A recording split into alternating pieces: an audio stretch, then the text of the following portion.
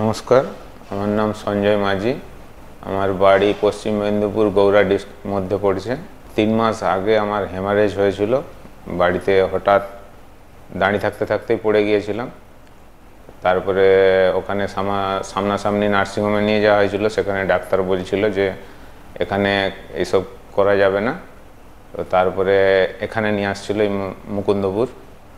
তো এখানে আমি কৌশিক সুন্দর স্যারের আন্ডারে ভর্তি হয়েছিলাম। তো উনি বলল আমার মাথায় হেমারেজ হয়ে ব্লিডিং হচ্ছে, তো সেই জন্যে একটা অপারেশন করতে হবে। স্যার অপারেশন করলো। তারপরে 3 মাস বাদে ফের আবার এখানে আসছি।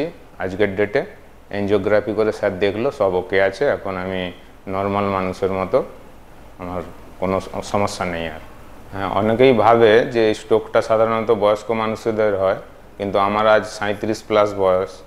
তো এই বয়সে আমার হয়েছে, মানে আমার এজের কি এর থেকে কিছু অল্প বয়স এজের মানুষদের সাবধান হয়ে যাওয়া উচিত যে এটা আমাদেরও হতে পারে। আমার নাম অমরনাথ মুখার্জি।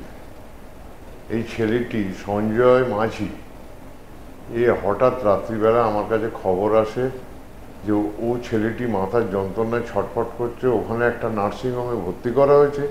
তারা বলেছে আমাদের কিচ্ছু করার নেই, একে কলকাতায় নিয়ে চলে যান।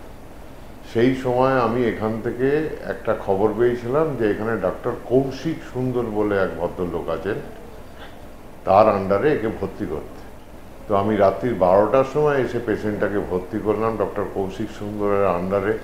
আজকে আমার বলতে অসুবিধে নেই যে একটা মানুষ যে এত ভালো হতে পারে ডক্টর সুন্দরের মতো, আমার জীবনে আমার দেখা নেই। যাই হোক, ওনার ট্রিটমেন্টে এই ছেলেটিকে আস্তে আস্তে সুস্থ করা হলো। ওর ব্রেনে একটা স্টেন বসলো। গতকালকে ওর ফার্দার এনজিওগ্রাফি হয়েছে। হওয়ার পর দেখা গেছে ওর কোনো কমপ্লিকেশন নেই। সেই জন্যে আমরা ভীষণই কৃতজ্ঞ ডক্টর সাহেবের কাছে। এবং আমার যেটা ধারণা, কোনো মানুষের প্রেশার এবং সুগার যদি থাকে, সেইটিকে নেগলেক্ট করলে সঙ্গে সঙ্গে সে মানুষের বিরাট ক্ষতি হয়। আমি এটা দেখলাম। এবং আমি সবসময় বলছি, ছোটোখাটো ব্যাপারকেও আপনারা গুরুত্ব দেবেন। এবং কোনো বয়সই এমন একটা বয়স নয় যেখান থেকে ফিরে আসা যায় না। একটা 37 বছরের ছেলের যদি এরকম হয়ে সে সুস্থ হয়ে ফিরতে পারে, একটা 70 বছরের লোকও ফিরতে পারে। খালি আপনি প্রপার লোকের কাছে যেতে হবে। আমার hats off to doctor Koushik Sundar. নমস্কার। Hello, I am Dr. Kaushik Sundar, stroke and interventional neurologist at R N Tagore Hospital, Calcutta. तो ये एक अवेयरनेस वीडियो है। Once again it's about a patient with a young stroke. Patient, आपने video देखा होगा, एक young patient को अचानक सर दर्द हुआ था और उसके बाद पता चला कि ब्रेन में एक जगह से ब्लड लीक हुआ था। वो जो लीकिंग का जगह है उसको, वो बीमारी को हम एन्यूरिज्म बोलते हैं। एन्यूरिज्म का मतलब है, मान लीजिए एक ब्लड वेसल को पाइप जैसे है और पाइप में एक बलून जैसे स्वेलिंग या सूजन या फूलन हुआ है और वहाँ से ब्लड वेसल लीक हो गया था। तो मेडिकल टर्मिनोलॉजीज में इसको एक टाइम बॉम्ब बोलते हैं।